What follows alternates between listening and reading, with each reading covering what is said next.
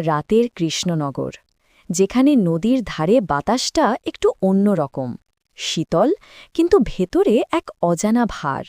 যেন এই শহর কিছু বলতে চায়, কিছু লুকিয়ে রেখেছে বহু বছরের অন্ধকারে।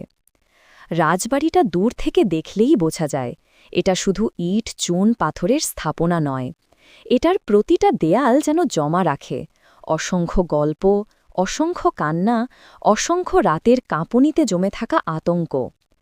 দিনের বেলায় এই মহলটা বয়সের ভারে ক্লান্ত, খসে পড়া রং, ধুলো জমে থাকা করিডোর আর জীর্ণ প্রাসাদের নিঃশব্দতা, যেন বহু বছর ধরে কারো স্পর্শ পায়নি।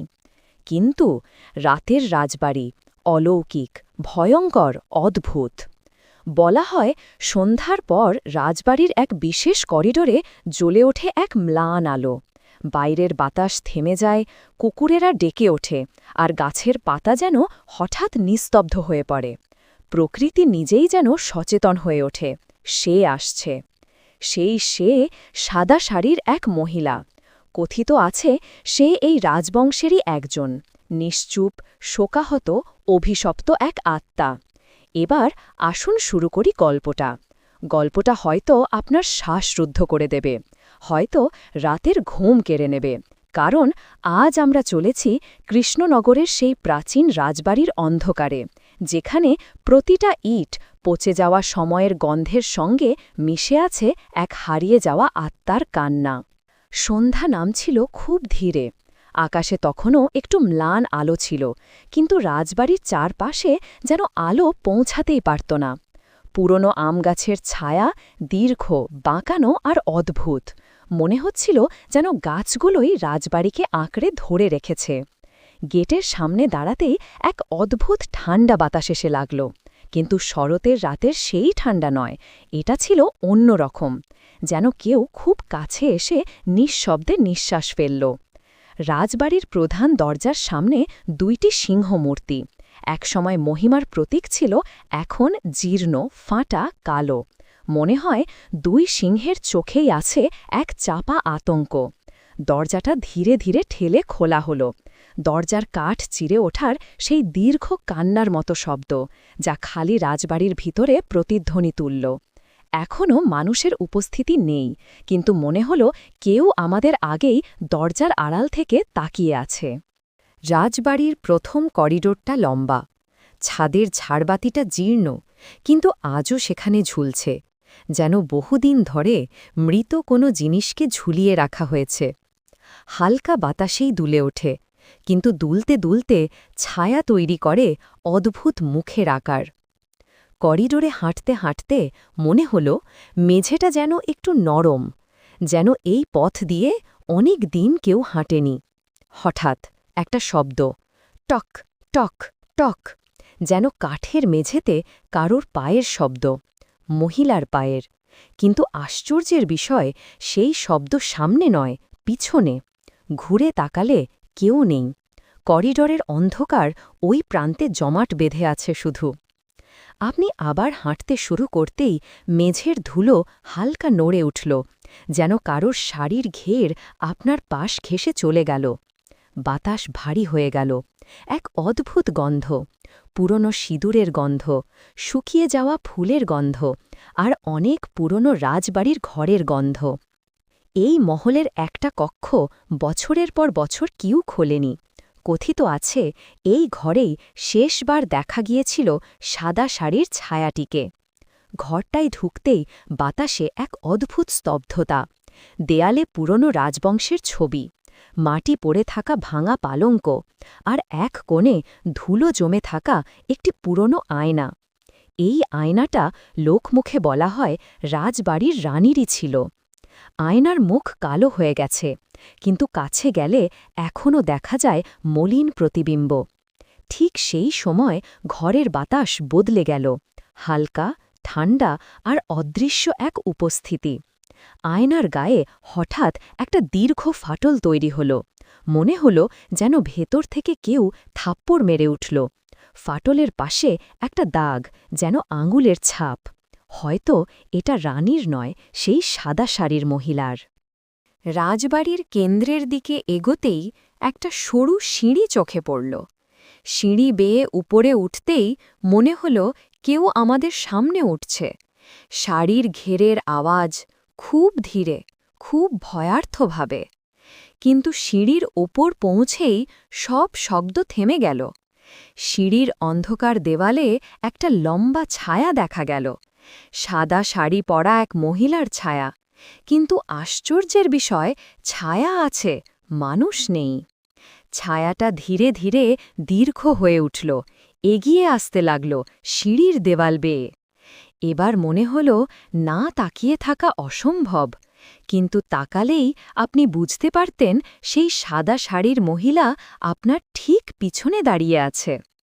রাজবাড়ির ভেতর ঢোকার পর আমি অনুভব করলাম আমার ঘাড়ের উপর হালকা ঠান্ডা শ্বাস পড়ছে, যেন কেউ ঠিক আমার পেছনে দাঁড়িয়ে আছে। আমি ধীরে ধীরে পিছনে তাকালাম, কেউ নেই। তবে বাতাস যেন হঠাৎ থমকে গেল, পুরো বাড়ি নিস্তব্ধ। হলঘরের মেঝেতে পা ফেলতেই ধুলো উড়ে উঠল, কাঠের দরজাগুলো নিজেরাই কেঁপে উঠছিল, আর দূরে কোথা যেন চুড়ির টুংটাং শব্দ ভেসে আসছিল। সেই একই সাদা শাড়ির ছায়া যে আমাকে জঙ্গলের পথে অনুসরণ করেছিল, এখানেও আছে কি? আমি আমার টর্চটা শক্ত করে ধরলাম। পুরনো রাজবাড়ির মাঝখানে একটা সরু সিঁড়ি ছিল, সেটা নাকি রাজাদের গোপন পথ। হঠাৎ ঠক ঠক সেই সিঁড়িতে ওপর থেকে পায়ের শব্দ নামতে লাগল, ধীরে, সমান তালে, কিন্তু পায়ের আঙুলের শব্দ নেই। মনে হচ্ছে কেউ হাঁটছে, কিন্তু মাটিতে পা স্পর্শ করছে না। আমি সিঁড়ির দিকে টর্চ ফেললাম, আলো খানিকটা কাঁপতে লাগল, এবং আলোয় দেখা গেল সাদা শাড়ির কোণা নিচের সিঁড়িতে কেউ নামছে। আমার নিঃশ্বাস ঢেকে গেল। সাদা শাড়ির ছায়া যখন একদম সিঁড়ির নিচে পৌঁছল, ঠিক তখনই আলো নিভে গেল। চুপচাপ, সম্পূর্ণ নীরবতা। আমি অন্ধকারে দাঁড়িয়ে আছি, একা। কয়েক সেকেন্ড পর আমার ডান কানে হঠাৎ ফিস করে একটা শব্দ, এখনো কেন এসেছ? আমি হাঁটু পর্যন্ত ঠান্ডা অনুভব করলাম, আমার শরীর জমে গেল। শব্দটা যেন বাতাস নয়, একটা মৃত মানুষের শ্বাস। টর্চ আবার জ্বলে উঠতেই ছায়াটা নেই, সিঁড়ির নিচে শুধু ধুলো। আচমকা আমার চোখে পড়ল, একটা দরজা আধ খোলা, দরজার ওপরে লেখা প্রবেশ নিষেধ 1861। মানুষের কৌতূহল সব সময় বিপদ ডেকে আনে, কিন্তু আমি জানতাম গল্পের মূলে পৌঁছতে হলে এই কক্ষেই ঢুকতে হবে। দরজা ঠেলে খুলতেই একটা ভারী গন্ধ আমার নাকে এসে লাগল, মোম, পুরনো কাপড় আর কিছু একটা পোড়া দেহের গন্ধ। ঘরের মাঝখানে একটা পুরনো কাঠের দোলনা, তার ওপরে জমে থাকা ধুলো হঠাৎ নিজেরাই নড়ল। দোলনাটা ধীরে ধীরে দুলতে শুরু করল, যেন কেউ অদৃশ্যভাবে দোলনা দুলিয়ে দিচ্ছে। হঠাৎ দোলনার নিচে একটা পুরনো ডায়েরি দেখতে পেলাম, পাতা হলুদ হয়ে গেছে। ডায়েরি খুলতেই কাঁপা কাঁপা কলমে লেখা শব্দ, আমাকে এই রাজবাড়িতে বন্দি করে রেখেছে। রাজা প্রতিশ্রুতি দিয়েছিল আবার দেখা হবে, কিন্তু সে ফিরে আসেনি। আমার সন্তান, আমার দোলনা। আমার স্পাইন দিয়ে ঠান্ডা স্রোত নেমে গেল। ছাড়াটা কি একজন মা? ঠিক তখনই ঘরের কোণা থেকে একটা নারীর কান্নার শব্দ ভেসে এলো। আমি ঘুরে দাঁড়াতেই সাদা শাড়ির সেই মুখেহীন ছায়া দাঁড়িয়ে আছে আমার থেকে 2 হাত দূরে। তার চুল এলোমেলো, শাড়ির কোণা ছিঁড়ে গেছে, মাটির ওপরে কয়েক ইঞ্চি ভেসে আছে। সে আমার দিকে ধীরে ধীরে এগোতে লাগল। আমার সন্তান কোথায়? শব্দটা চারদিক থেকে ঘুরে ঘুরে আসছিল। আমি ডায়েরিটা তার দিকে বাড়িয়ে ধরতেই তার হাত উঠে এলো, অসম্ভবভাবে। ছায়ার হাত ডায়েরির ওপর পড়তেই পুরো ঘর কাঁপতে লাগল। দোলনা জোরে জোরে দুলতে লাগল, দরজা ধাক্কা খেতে লাগল, জানালাগুলো নিজেরাই খুলে গেল। দেয়ালের সব ছবি পড়ে ভেঙে গেল। মনে হচ্ছিল রাজবাড়ি আবার সেই দিনের আগুনে ফিরে যাচ্ছে। ডায়েরির শেষ পাতায় বড় অক্ষরে লেখা, আমি নিজেকে বাঁচাতে বাঁচাতে দোলনাটা আগুনে রেখে দিয়েছিলাম, আমি পাপী। আমার মাথায় বজ্রপাতের মতো সত্যটা পরিষ্কার হল। রাজা তাকে বন্দি করেনি, না, সে নয়, সে নিজেই তার সন্তানকে আগুনে ফেলে পালিয়েছিল। সাদা শাড়ির ছাড়াটা ক্রোধে কাঁপতে লাগল, তার চুলগুলো বাতাসে ঝড়ের মতো উড়ে গেল। সে চেঁচিয়ে উঠল, আমি মুক্তি চাই, কিন্তু সত্য আমাকে ছাড়ছে না। পুরো রাজবাড়ি যেন গর্জে উঠল। তার চোখে ছিল গভীর শূন্যতা, মনে হচ্ছিল সে আমাকে নয়, তার অতীতকেই দেখছে। হঠাৎ তার পুরো দেহ আগুনে জ্বলে উঠল, কিন্তু আগুনের আলো ছড়ায়নি, বরং অন্ধকার আরও ঘন হয়ে গেল। সে আমার দিকে হাত বাড়াল। আমি বুঝলাম, আর 1 সেকেন্ড থাকলে আমি এখান থেকে জীবিত বেরোতে পারব না। আমি দোলনার দড়িটা ছিঁড়ে ফেললাম। দোলনাটা মাটিতে পড়তেই আগুনের আলো নিভে গেল।